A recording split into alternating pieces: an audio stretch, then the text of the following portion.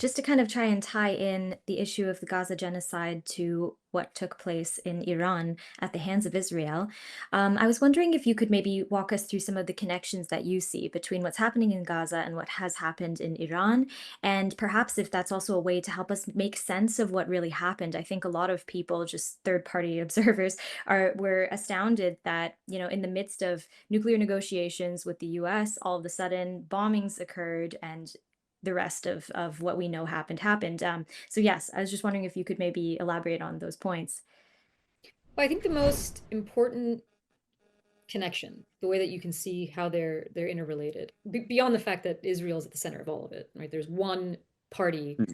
that is attacking all of its neighbors, that is starting wars, that is committing genocide, that is trying to annex the West Bank. All of this is happening. There's one party at the center of it. So there's that.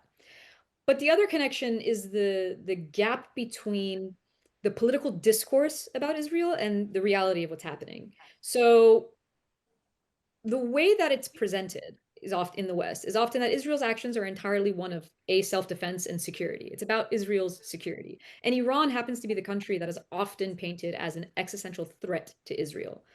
Despite the fact that, I mean, Israel, ironically, is the nuclear armed state. Iran is not a nuclear weapon state. That should be now perfectly clear to everyone, given what happened, given the fact that Iran did not have nuclear weapons as a deterrence.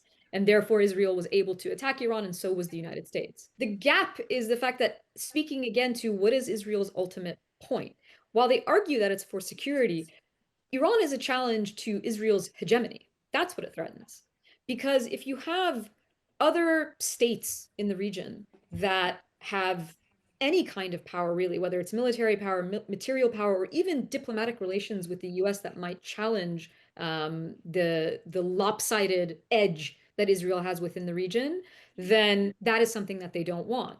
And I'll give you a specific example kind of what I mean when I say Israeli hegemony. So the idea is that Iran is a threat to Israel because of the rhetoric that the Islamic Republic uses. And that's why Iran's nuclear program is considered a threat, despite the fact that it's a civilian nuclear program, despite the fact that Iran, under the Islamic Republic, agreed to an international treaty, the JCPOA, the Iran nuclear deal, which was, in terms of non-proliferation, a massive breakthrough. I mean, it should have been a model to build non-proliferation work through. Instead, it was reneged by the United States, not Iran. And it was Israel that acted to undermine it over and over again. If Israel's security threat is Iran getting a nuclear weapon, the best way for Iran to not have a nuclear weapon is to have a diplomatic agreement where there's international oversight on its program. And yet, Israel sabotaged that.